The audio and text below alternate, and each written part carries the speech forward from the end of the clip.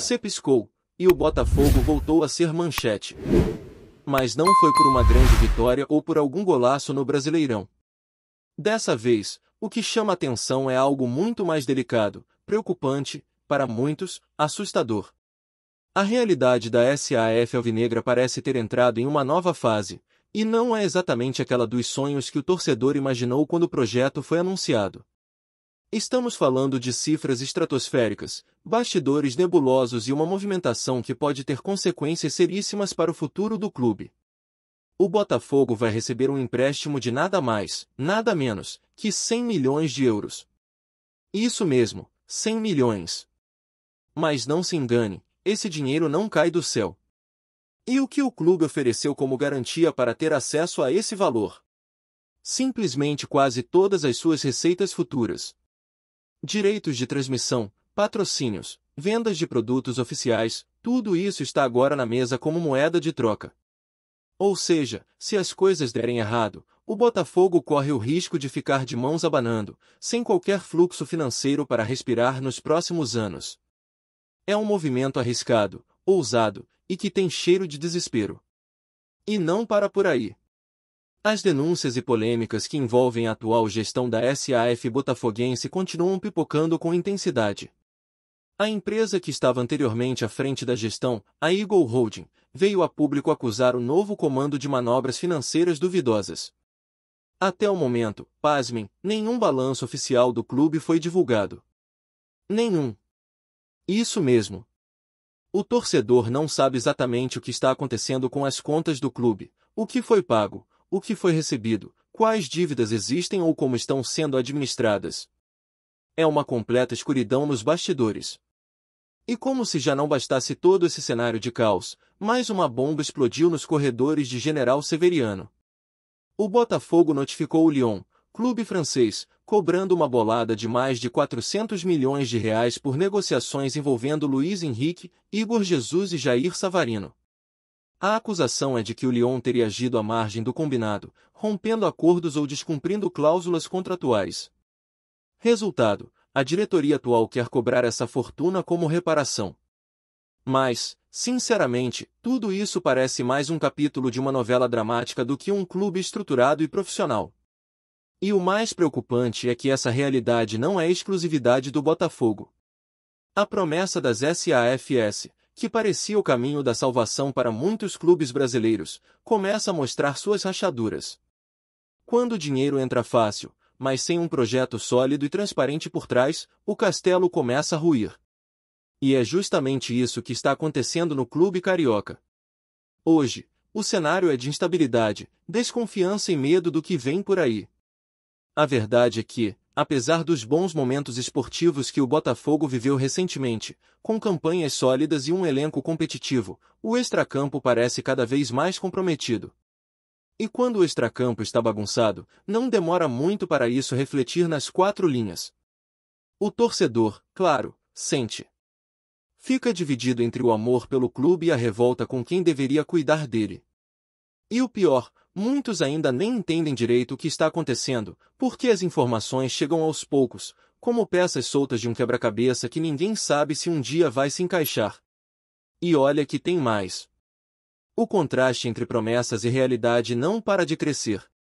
Quando o projeto da SAF foi anunciado, a torcida foi às nuvens. Acreditava-se que, com a entrada de um grupo estrangeiro forte, com recursos e know-how, o clube enfim teria um rumo. Um norte.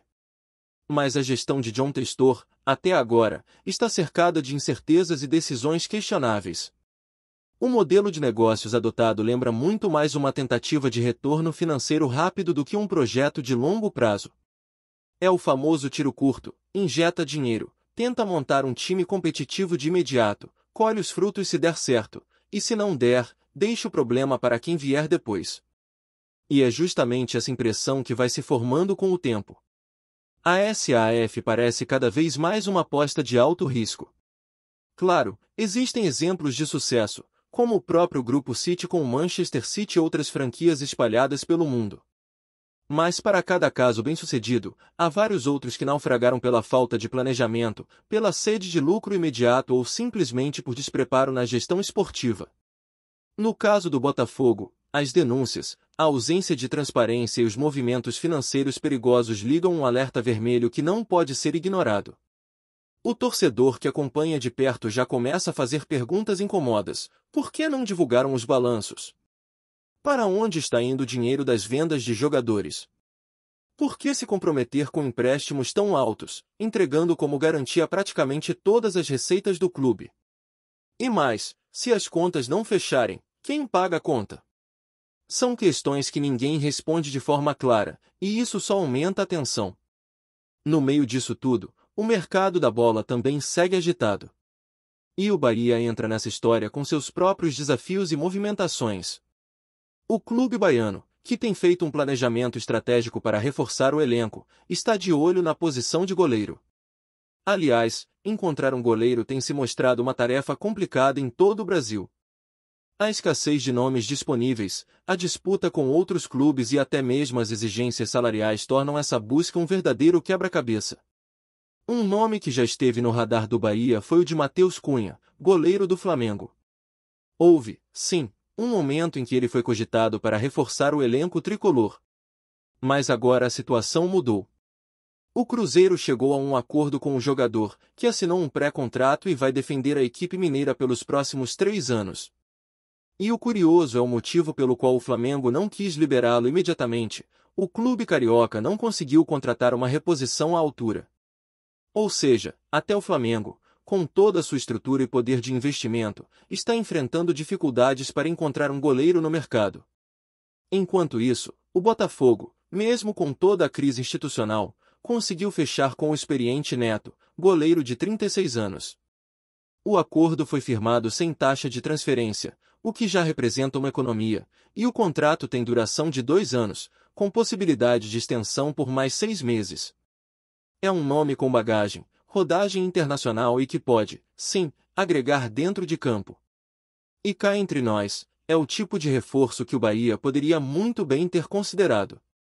Mas, ao que tudo indica, o perfil procurado pela diretoria baiana é outro, um atleta mais jovem, com margem de evolução e retorno esportivo e financeiro a médio prazo. Só que o tempo está passando. E o torcedor sabe, o gol é uma das posições mais delicadas de um time. Um goleiro seguro faz toda a diferença, dá confiança à zaga, organiza o setor defensivo e, claro, evita o pior nos momentos decisivos.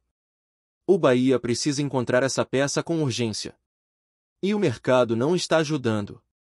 Agora, vamos a uma história curiosa e, quem sabe, promissora para o torcedor tricolor. O nome da vez é Matheus Sanabria. Um meia argentino habilidoso, que começou no Lanús e ganhou destaque no Central Córdoba antes de voltar ao clube de origem. Por lá, viveu uma boa fase e chamou atenção com sua velocidade, drible e capacidade no 1 contra 1. Quando se esperava que explodisse de vez no futebol argentino, ele foi negociado com o futebol árabe. Mais precisamente, com o Al-Ain, dos Emirados Árabes Unidos. A princípio, parecia mais uma daquelas transferências comuns, típicas do mercado sul-americano. Mas aí vem o detalhe que pode mudar tudo. O Al-Ain é presidido por Mohammed bin Zayed Al Nahyan, que, para quem não sabe, é simplesmente irmão do Sheikh Mansour bin Zayed, dono do Grupo City, o mesmo que comanda o Bahia. Sim, você entendeu direito. O jogador pertence a um clube cujo presidente é irmão do chefe do grupo que comanda o Esquadrão de Aço. Em um cenário de mercado tão competitivo, qualquer detalhe que facilite uma negociação pode ser crucial. E essa relação familiar pode pesar. Os dois são filhos do mesmo pai e da mesma mãe, uma ligação direta dentro da poderosa família real dos Emirados.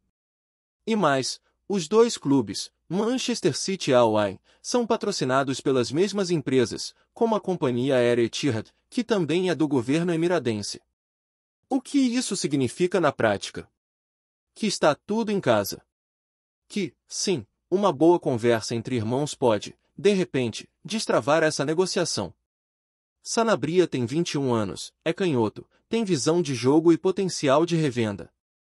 É o típico jogador que o Grupo City gosta de trabalhar, jovem, com valor de mercado crescente e capaz de se desenvolver dentro da estrutura que o grupo oferece. Se houver boa vontade dos dois lados, essa negociação pode ser fechada com muito mais facilidade do que em qualquer outro cenário. E o Bahia, que precisa de um nome para suprir a ausência do lesionado Everaldo Pulga, pode ter encontrado a oportunidade perfeita. No fim das contas, tudo isso mostra como o futebol atual vai muito além das quatro linhas. O que acontece nos bastidores, quem está por trás das negociações, como se estruturam os grupos que comandam os clubes, tudo isso pesa, e muito. A situação do Botafogo é um alerta para todos. A busca por goleiro escancara o quanto o mercado está difícil. E a chance de fechar com Sanabria mostra que, às vezes, conexões improváveis podem abrir caminhos. Se por um lado a situação de clubes como o Botafogo escancara os riscos de uma gestão sem planejamento, por outro o Bahia vive um momento completamente diferente, embora também recheado de desafios. A SAF Tricolor, comandada pelo Grupo City, tem mostrado uma abordagem mais cautelosa, mais estruturada, com investimentos pensados no longo prazo e, acima de tudo, transparência. Mas não se engane, mesmo com toda essa estrutura por trás, o clube ainda precisa lidar com as dificuldades naturais de um futebol extremamente competitivo como o brasileiro. E, nesse contexto, o mercado da bola tem se revelado um verdadeiro campo minado. A questão do goleiro, por exemplo, virou uma dor de cabeça real. Desde que o Bahia identificou a necessidade de reforçar a posição, seja por questões técnicas ou físicas dos nomes disponíveis, a diretoria tem buscado nomes que se encaixem no perfil desejado. E esse perfil é bem claro. O clube quer um goleiro jovem, promissor, que possa crescer dentro do projeto, ganhar valor de mercado e se tornar um ativo esportivo e financeiro. Não se trata apenas de fechar uma lacuna, mas de fazer isso com inteligência, com um olhar voltado para o futuro. E é aí que mora a dificuldade. O problema é que o mercado atual não está oferecendo tantas opções assim. Vários goleiros promissores já estão comprometidos com outros clubes, enquanto os mais experientes, como o caso do Neto, recém-contratado pelo Botafogo, fogem do perfil traçado pelo Bahia. Neto, inclusive, foi uma opção que gerou debate interno. Pela bagagem e pela liderança, era um nome que poderia ajudar, sim. Mas os custos, aliados à idade e ao fato de não haver retorno financeiro futuro, acabaram pesando contra. E a escolha foi por não avançar. Essa postura mostra como o Bahia está tratando suas decisões com responsabilidade. Não se trata apenas de gastar por gastar ou contratar por impulso. Cada reforço é avaliado com base em desempenho, potencial, impacto no elenco e viabilidade econômica. E mesmo que o torcedor, em muitos momentos, sinta ansiedade por novidades, a verdade é que o clube tem buscado agir com coerência e visão estratégica. É um tipo de gestão que, embora menos barulhenta, tende a dar resultados mais sustentáveis. E dentro dessa lógica, surge o nome de Matheus Sanabria. O meia argentino de apenas 21 anos aparece como uma das apostas mais interessantes do Bahia para o segundo semestre. E não é à toa. Trata-se de um jogador versátil, que pode atuar como meia armador, ponta ou até mesmo por dentro, no papel de segundo atacante. É veloz, tem bom drible, sabe trabalhar em espaço curto e tem uma leitura de jogo que o destaca entre os jovens sul-americanos. Mas o que torna essa possível contratação ainda mais especial é o contexto no qual ela acontece. Sanabria pertence ao Al Ain, clube dos Emirados Árabes Unidos, e esse clube é presidido por ninguém menos que Mohammed bin Zayed, irmão do Sheikh Mansour, dono do Grupo City, grupo que, por sua vez, é quem comanda o Bahia. Essa conexão familiar pode parecer apenas uma curiosidade em um primeiro momento, mas ela tem implicações diretas no futebol atual. Porque, em um mundo onde as negociações são travadas por interesses, contatos e alinhamentos estratégicos, essa relação entre os dois irmãos abre um caminho que pode facilitar, e muito, a chegada do jogador ao Bahia. E mais, o Bahia não está apenas esperando um favor ou um presente. O clube está se posicionando dentro da lógica do Grupo City como uma peça importante na formação e no desenvolvimento de atletas jovens. A ideia é clara: fazer do Bahia uma plataforma de transição entre o futebol sul-americano e o alto nível europeu. E para isso, nomes como Sanabria são ideais. É o tipo de jogador que ainda precisa amadurecer, que precisa entender a intensidade e o ritmo do futebol brasileiro, mas que tem as ferramentas certas para crescer e, quem sabe, dar voos maiores no futuro. É uma relação de ganha-ganha.